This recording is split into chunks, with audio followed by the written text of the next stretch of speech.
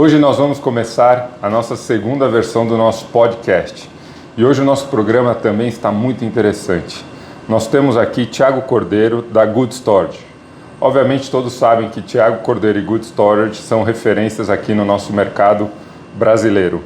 Mas antes de começarmos a entrar no universo de logística self-storage, eu vou pedir para o Thiago se apresentar e falar um pouco o que é a Good Storage. Obrigado. Bom dia, boa tarde, boa noite, depende da hora que a gente vai estar sendo assistido aqui. É um prazer. Acompanho e usamos os dados da Sila, quando a gente acompanha o trabalho do Giancarlo faz tempo. Estava brincando com ele aqui no começo que a gente fez um talk bem no comecinho da pandemia para falar de logística urbana, e acho que nos últimos 3 anos aconteceu tanta coisa que acho que a gente vai cobrir um pouquinho desse movimento aqui que tem sido nosso dia a dia. Mas é um prazer, obrigado pelo convite, pelas palavras iniciais. Imagina, é uma honra para mim, você é uma referência para mim como pessoa, um executivo de muito sucesso. E aí eu gostaria que você explicasse um pouco como que o Thiago caiu na Good Storage, porque você vem do mercado imobiliário, obviamente, teve passagem em outras empresas, e por que você trouxe essa solução, um pouco do que é a solução. Legal. Acho que de forma bem sintética aqui, mas eu comecei no mercado imobiliário faz tempo, em 2003, na Red Grifo, e a gente estava ali fazendo uns ensaios. A gente fez, na verdade, o primeiro FIP registrado na CVM no Brasil, que era com o objetivo de fazer desenvolvimentos residenciais em 2003. Aí foram 3 anos de Red Grifo, a gente captou os primeiros fundos do shopping center, enfim, um pouco antes da Grifo ser vendida para o Credit Suisse. Aí eu fui, a convite do Carlos Bettencourt, a gente foi no começo da Bracor montar essa startup, que era um investimento principalmente do Samzel, da Equity International, e a gente fez por 5 anos muito build to suit, principalmente logístico, mas também tinha um escritório, sale-leasebacks, enfim, a gente conseguiu construir um portfólio de 32 propriedades ao longo de 5 anos. A grande maioria desse portfólio, 90%, mais ou menos, foi vendido para então Prosperitas, que o Max estava transformando em HSI. E aí depois, então, quando a gente fez a venda do portfólio para HSI, para o Max, eu fui para o BTG, era o começo, de uma investida mais presente do BTG em imobiliário, isso 2010. Até que em 2013 eu tinha verdade associado no banco, mas eu tive uma vontade, assim, eu percebi que minha carreira ou ia, e isso era um mérito, mas se desenvolver muito no olhar mais corporativo, mais de banking mesmo, com seus prós e cons, ou eu percebi um espírito de querer empreender, e eu entendi que tinha que ser um ativo mais de nicho. Olhei para vários, student housing, senior living, etc., e entendi que no self-storage talvez fosse a oportunidade mais... Eu já tinha desenvolvido muito galpão quando eu estava na Bracor, e me encantava a temática do adensamento urbano, e quais eram as questões que poderiam derivar de novas necessidades urbanas fruto desse movimento, que para mim era dado como certo. Self-storage me pareceu ser talvez o caminho. Não tinha nenhuma plataforma, nenhuma empresa àquela época, a não ser o Guardia aqui, que vinha trabalhando nesse mercado, e aí a crença do mercado de investimentos era de que não tinha uma dúvida quanto à aderência da cultura de uso de self-storage. Todo mundo fala, esse negócio dá certo nos Estados Unidos, porque o americano é muito acumulador, tem poder de compra, a família de classe média, os baby boomers, etc., mas no Brasil não vai dar certo. E eu entendi que era uma oportunidade. Eu falei, eu acho que falta uma plataforma dedicada, que estude esse negócio, que construa de fato uma marca ao redor, para construir awareness, para ter os imóveis nas localizações certas. Eu entendia que os pouquíssimos que existiam eram muito periféricos, muito suburbanos, etc., que isso tinha que ser, tinha que estar a gente estava monetizando uma funcionalidade, tinha que estar dentro da cidade e tal. E aí começou então, sem me alongar, em 2013, eu saí do banco, montei a companhia, meio trabalhando de casa ali, enfim, e depois tive a sorte de ter a HSI e o fundo do estado de Washington, através da M3, que é uma gestora, como sócios. Foram eles que fizeram o investimento inicial para a gente começar a adquirir as propriedades. Todos os nossos negócios são próprios. E aí são 10 anos, na verdade, agora, dia 17 de dezembro. Que legal, parabéns. Mas a gente passou rapidamente aqui, mas o que é o self-storage, né? A gente comentou o mercado americano, é muito importante para a nossa audiência, porque até hoje as pessoas se confundem muito, né? A gente vai falar um pouco disso, last mile, self-storage, o que é cada modelo. Então, basicamente, o self-storage, ele serve para você guardar coisas, self-storage, né? Você vai lá, guarda, e não tem serviço, não tem nada. Solução de autoarmazenamento, né? Então nós estamos falando de propriedades, né, dentro da cidade, dentro dos bairros, com o objetivo de servir num entorno meio imediato as necessidades de locação de espaço, prioritariamente de pessoa física, Tá. Em espaços que vão de 1 metro quadrado, que a gente chama de um locker, de um armarinho mesmo, até na média ali até 50 metros quadrados, acho que é mais ou menos a oferta de espaços de um self-storage tradicional, para desde usos temporários, né? Então usos que a gente chama de event-driven, né? Motivados por um evento, uma mudança, reforma, um luto, enfim, alguma coisa temporária na vida da pessoa, ou, né, uma solução de extensão da residência, que daí já é um uso crescente, que é uma consequência do adensamento de moradias em espaços menores, das pessoas podendo entrar em regiões mais valorizadas, em apartamentos menores, e aí você tem uma solução de uma extensão da casa, né, alugando ali 3, 4, 5 metros quadrados, num contrato mensal, então uma despesa variável, você não fica com uma coobrigação, para conseguir adequar essa moradia mais otimizada. Então, self-storage, de uma forma mais literal, é para esse tipo de uso. Dos exemplos que eu particularmente uso para tentar explicar esse produto, eu falo, por exemplo, Nova York, né, que tem as estações do ano bem definidas e são apartamentos pequenos. Então a família vai e deixa, quando está no verão, toda a roupa de inverno e vice-versa. Então esse é o modelo que eu uso e também no Brasil se faz, obviamente útil, já se comprovou a tese que também é a mesma... Eu acho que tem de tudo, assim, né? Eu acho que quando a gente volta lá atrás e os investidores me diziam que entendiam que não ia ter aderência cultural, nós temos hoje 11 mil clientes ativos. Caramba! Já passaram pela companhia mais de 60 mil. Então acho que mais ou menos a tese está comprovada. São Paulo é uma cidade muito grande, né? Uma das coisas que eu aprendi é que não tem nada que seja uma tendência em algum lugar do mundo que não tenha condição de se desenvolver em São Paulo.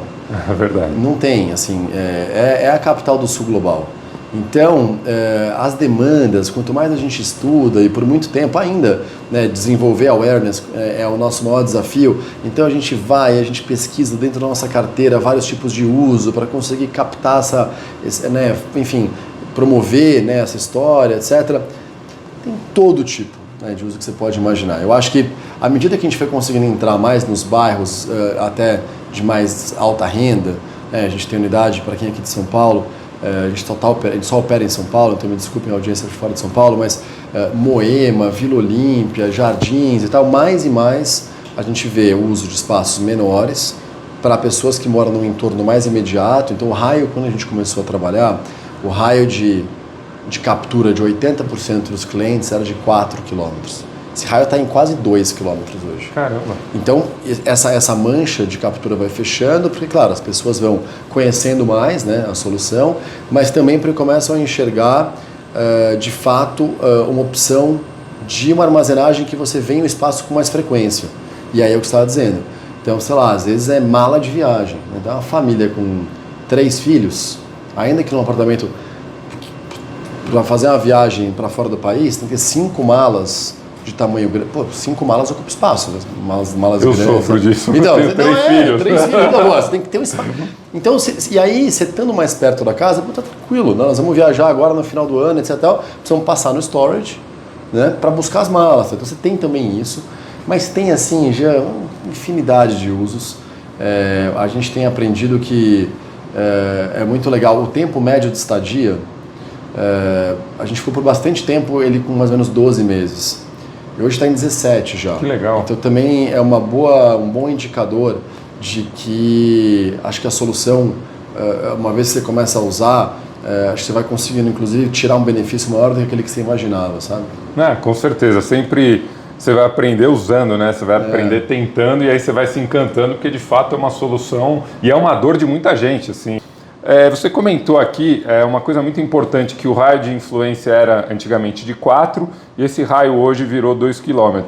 E uma das dúvidas recorrentes é em questão da confusão que o mercado faz em relação ao seu produto com o last mile. Se você puder explicar a diferença, que seu produto não é last mile, seu produto não é a logística como estão imaginando, porque muita gente confunde, principalmente quando olha, né, para aquele ativo, acha que aquilo ali é para ser usado por um Mercado Livre ou por um outro player. Acho legal, acho que tem duas coisas aqui, na verdade, assim, primeiro a gente separar o que é last mile, né? Last mile é um termo que pode, acho que é uma nomenclatura que pode ser usada para várias coisas. Então você tem um pacote de serviços de last mile, já entro nisso aqui, e ativos imobiliários em last mile, que eu acho que para mim é uma nomenclatura de qual é a localização que esses ativos estão. Então, no tempo, pegando aqui carona que você falou do Mercado Livre, que é nosso maior cliente hoje, a gente ampliou a oferta, né, dos ativos imobiliários que a gente desenvolve. A gente começou isso em 2017 para 2018 e a gente entrou no mercado de logística urbana. Então são parques logísticos. Convido aí a audiência a entrar no nosso site e ver os parques. São parques grandes dentro da cidade para atender demandas maiores. Então a gente tem módulos de 10 mil metros quadrados dentro da cidade. Os grandes players de e-commerce todos são nossos clientes, mas não é só e-commerce, farma, alimentos, enfim.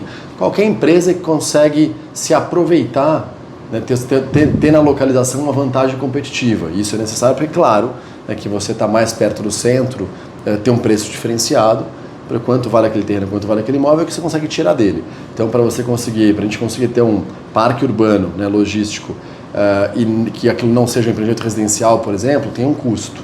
Mas muitas empresas, e mais, a gente entra nesse começam a entender as vantagens e que não é só o custo de locação ali, mas tem uma série de eficiências que você consegue ter num endereço mais dentro da cidade. Então, nós também temos esses empreendimentos maiores e a gente chama de last mile porque eles estão de fato, né, last mile. Dentro da última milha, o conceito surge assim, é um ativo imobiliário que está a uma milha da onde ele se propõe ou entregar um produto, ou oferecer um serviço, etc., como um conceito geral.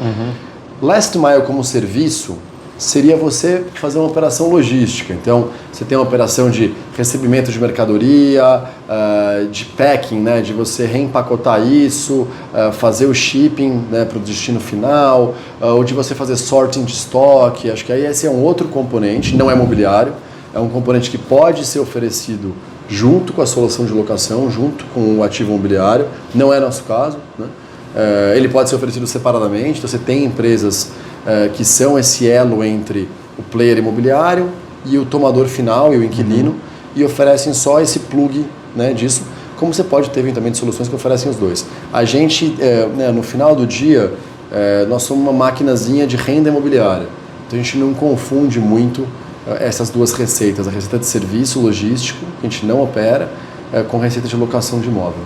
Entendi, foi importante para esclarecer, porque essa é uma dúvida recorrente. Legal. E você tem uma unidade ali perto da Sila, você até comentou, né, da Vila Olímpia, e ali você tem uma unidade verticalizada, né?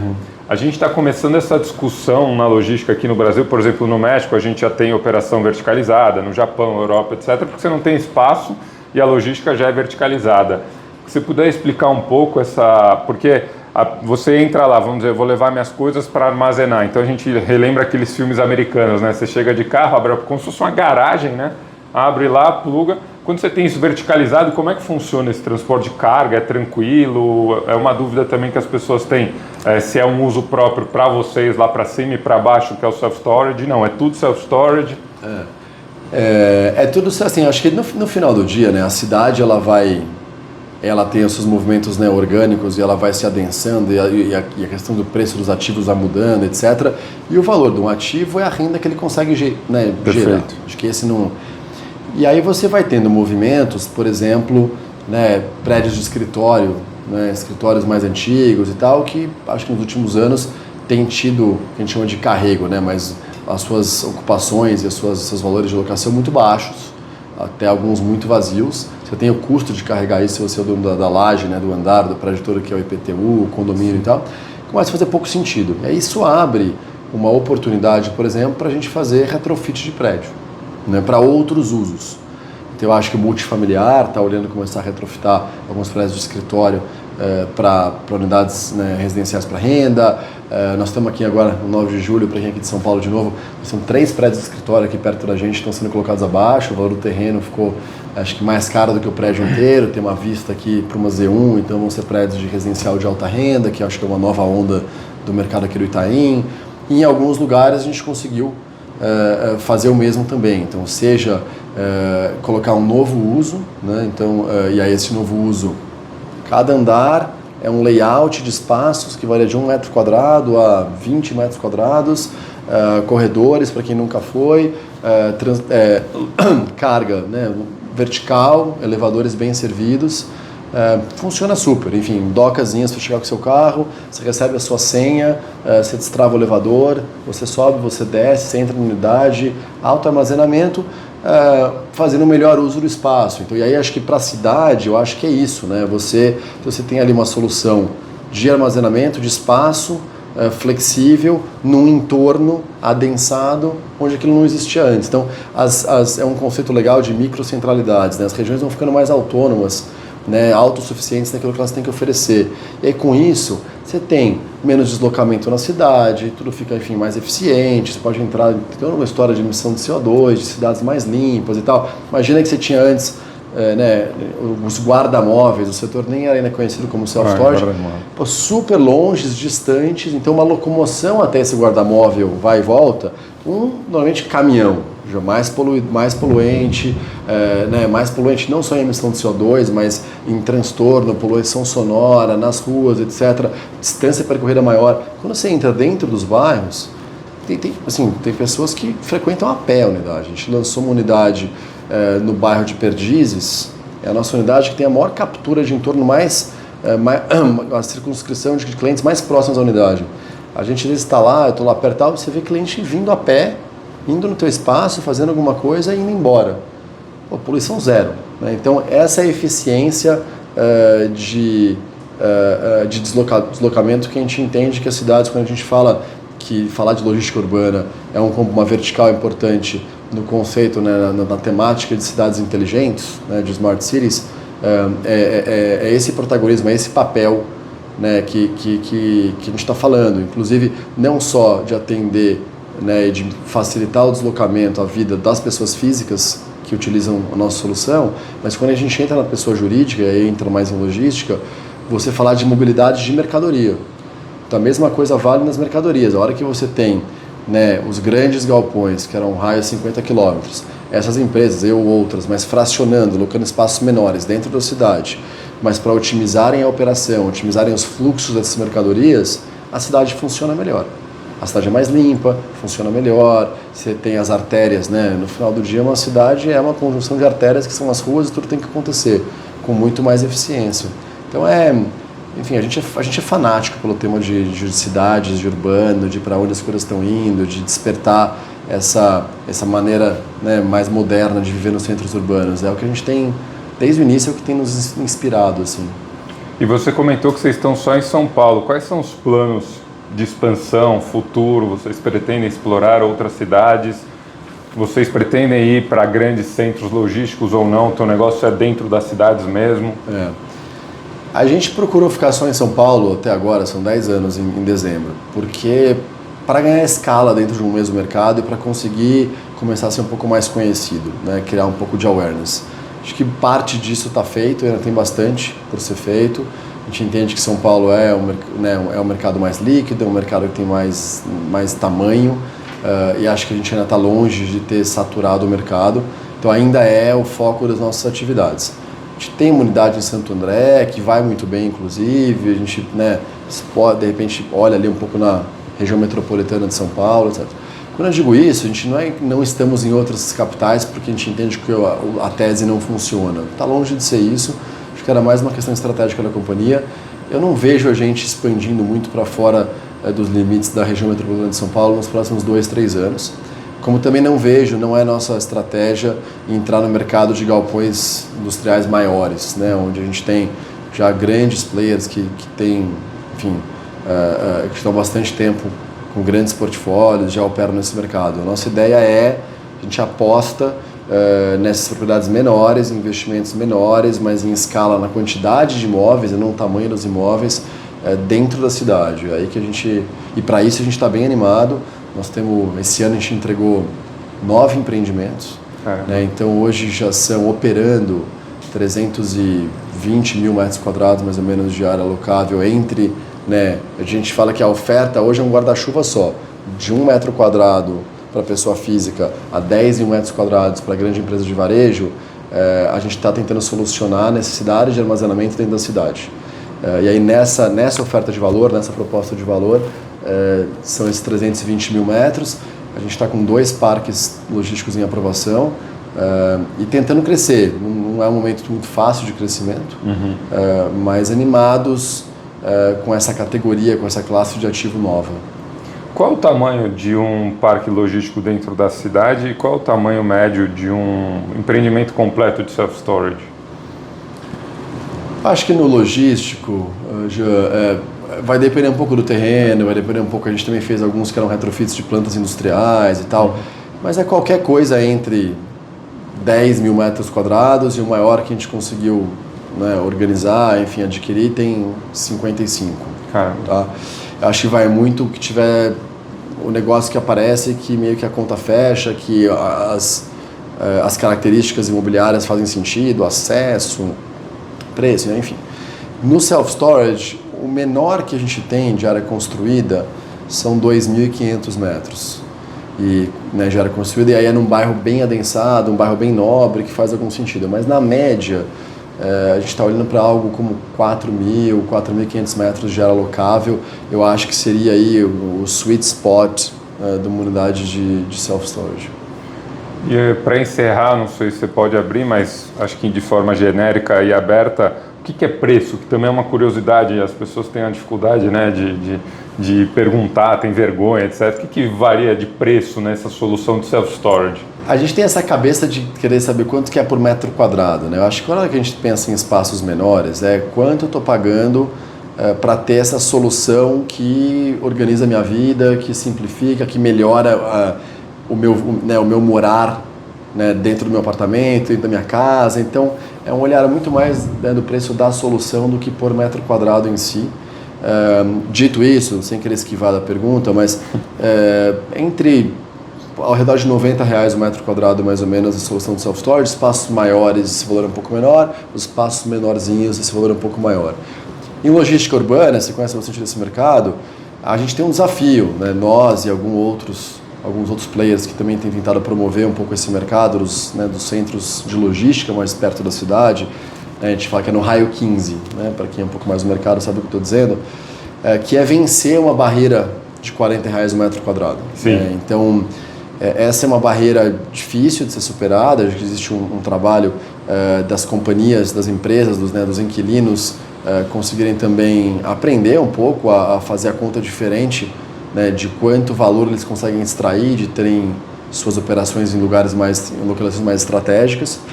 E isso é necessário para que a gente consiga fazer viabilizar a conta, né? Então, não é fácil. Eu acho que nós temos que estar ao redor disso, senão esse mercado não cresce, né?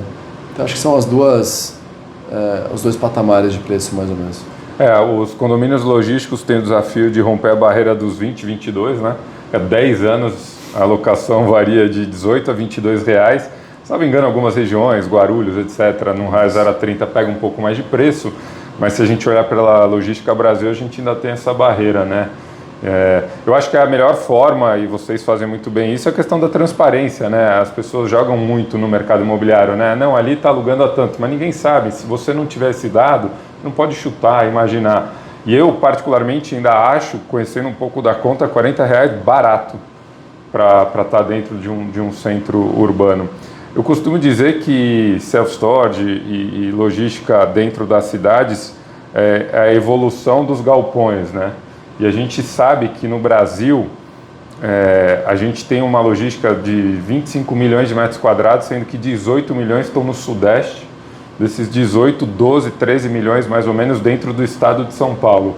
Se você fosse chutar, ou com precisão mesmo, qual seria, porque é uma dúvida que muita gente tem, né? Qual seria o polo que tem potencial para desenvolver? A gente vê em números, para facilitar aqui a pergunta, o Sul e o Nordeste evoluindo bastante em relações a galpões logísticos. Você apostaria também num futuro 5, 10 anos nessas regiões, mais Nordeste, mais Sul? Que é uma dúvida que a gente tem, né? Para onde a cidade vai, para onde o Brasil vai, né? Nesse caso da logística. Não, acho que com certeza. Eu acho que assim, as empresas elas começam a testar, né, a sua cadeia de logística, de distribuição, de armazenagem, etc., nos principais mercados, porque é onde tem mais gira, onde tem mais economia, etc. E aí, nas escalas diferentes, elas vão replicando os aprendizados para cobrir as outras regiões do país. Então, o que eu acho que eu já posso dizer que é um aprendizado nosso verificado existe espaço complementar aos grandes galpões para que dentro dessa cadeia de suprimentos, né, seja de produtos ou de serviços, que companhias tenham endereços mais próximos ao centro. Acho que a tese de adensamento, né, de urbanização residencial, que em São Paulo fica muito evidente, né, estamos aqui fechando, deve estar da semana na Câmara a votação do novo plano diretor, que discutiu muito adensamento, em escalas diferentes, vai acontecer em todas as cidades. Sim. Acho que é o caminho que está por trás disso, né? Por trás disso é uma visão que, praticamente, é uma visão que eu gosto, não que ela seja perfeita na sua execução, mas que é aproximar as pessoas, em as pessoas vivendo mais próximas, terem mais qualidade de vida, porque é mais fácil de administrar uma cidade com pessoas ocupando um território menor do que uma cabeça de urbanistas de 40 anos atrás, que era planos de expansão para a cidade se espalhar, né? E aí você dependia de altos investimentos de infraestrutura, de trem, de metrô, e aí entra na questão da eficiência do investimento público, e, né, enfim. Então eu acho que isso se replica, fato, né? E aí acho que esses modelos, tanto do self-storage, à medida que as pessoas também em outras capitais passem a morar em empreendimentos menores, as necessidades elas vão estar presentes porque é comportamental. Sim. Como também na cadeia de negócios, o mesmo vai valer, né, para as empresas. Então, assim, a gente tem, obrigado pelas palavras no início de referência, acho que mais sim ou não, talvez um pouco, mas vários empreendedores de capitais brasileiras têm, né, me contactado, etc., para entender um pouco que dimensão, que tamanho, né, de galpão, mas será que dá mesmo para eu alugar por um preço 40% acima do que o mercado trabalha hoje? Tem um cara do residencial querendo fazer aqui uma permuta comigo, será que eu não faço a permuta?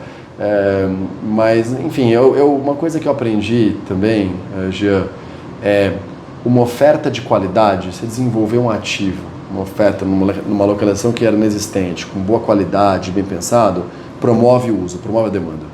Quando a gente começou a fazer self-storage, eu lembro quando a gente abriu o primeiro, que foi um retrofit num imóvel pequeno, na região de Pinheiros, a turma da associação de self-storage meio que brincava, falava que eu era maluco, por que preço eu ter que alugar esse negócio, eu ter que alugar por mais do que preço de escritório e tal.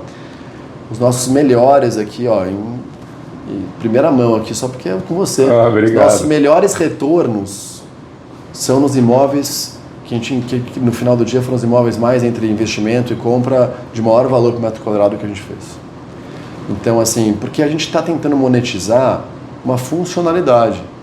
Sim. Né? Então, existe um pouco essa premissa, acho que do real estate, meio chavão aqui, location. Né? Qual que é o ativo que você paga mais caro? É o troféu. Claro. É aquele ativo que você fala assim, pô, faça sol, faça chuva, esse ativo aqui tem um uso. É um pouco isso também. Então, assim, mas será tal? Não adianta, tem que ter um pouco de ousadia. No nosso caso, acho que não foi só minha, eu tenho a sorte de ter uma base de capital, sócios, que tem um horizonte de longo prazo. Então a gente consegue olhar um pouco através dos ciclos, né, para ir colocando bons imóveis, bons ativos, e acreditando, e aí estamos de fato atestando isso, que a demanda, acho que aos poucos ela vem. Né? Então acho que essa tem sido essa lógica. Então acho que vale para as outras cidades, né? O quanto você está disposto a colocar um supply, a colocar uma oferta à frente, né, do que os dados, do que a demanda te conta hoje. Acho que é um pouco esse gap que talvez empreendedores mais locais têm que estar dispostos a operar. Eu fiz essa pergunta porque eu sou professor em universidade, em 3 universidades, e uma delas, o curso é muito característico de pessoas que vêm de fora do Brasil que ficam uma semana fazendo esse curso. De fora do Brasil ou de fora de São Paulo? De fora de São Paulo, desculpa. E muita gente do agro, muita gente norte e nordeste. Sim. E uma pergunta que eles fazem é isso: será que cabe na minha cidade? Eu dou aula de logística e escritório, mas o self-storage vem junto na logística, né? Sim. E aí essa é uma pergunta recorrente. As pessoas acham que a gente tem preconceito. Não vem para minha cidade, porque é muito engraçado isso. Você respondeu eu gosto que você traz a coisa como ela é. Esse tipo de... É nesse nível de ainda não entendimento, não conhecimento. Também a gente recebe um monte de... seja de forma digital ou ligando, poxa, mas aqui é bom, aqui, pô, o shopping center vai bem aqui também. Então, mas enfim, acho que é natural, se você olhar nos Estados Unidos, né, querendo só ter uma referência, você tem self-storage em qualquer cidade acima de 5 mil habitantes tem um self-storage. Guardadas as proporções, mas eu acho que tem. Hoje no Brasil, vou dar um pouco de dados para vocês, a gente tem uma Associação Brasileira de Self-Storage, chama Asbras, asbras.com.br, são 589 unidades de self-storage. Caramba. 53% é no Sudeste, desses 53, 70 em São Paulo. Então São Paulo tem mais ou menos aí 30%, 33% da concentração de oferta, de número de unidades de self-storage no Brasil. Em metragem, aqui elas são um pouco maiores, dá quase metade, mas número de unidades, 1/3, e estamos caminhando aí para 600 unidades. Pouquinho, mas dá 1 milhão, mais ou menos 1 milhão e 200 mil metros. Não, pouquinho não, e está bem melhor distribuído que condomínios nos Estados Unidos são 60 mil. Não dá, né, para comparar. Quando a gente fala Chicago tem mais logística que o Brasil inteiro, né, e aí a gente começa os comparativos. É verdade. E para fechar aqui, qual que é o seu maior aprendizado nesses 10 anos, desde que você montou a Good Storage? Eu acho que quando a gente começou, então, de novo, tinha uma descrença um pouco desse tipo de produto. Mas eu acho que tem algumas leis de mercado que você elas são leis porque, de fato, elas se aplicam, elas são dogmas, assim, no sentido de que uma oferta bem desenvolvida por uma necessidade que, mesmo ainda que não revelada por um público consumidor, ela encontra uso, ela encontra demanda, né? Então, assim, são 35 unidades hoje, a gente vem aí consistentemente conseguindo fazer umas 3, 4 por ano.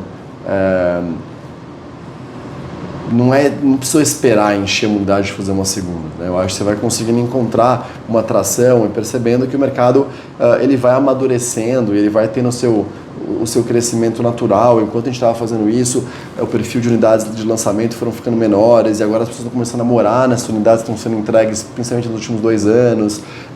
Então, assim, acho que o real estate ele carece que você tenha essa visão um pouco de longo prazo, né? E ele chega a ser simples, porque ele te conta mais ou menos o que vai acontecer.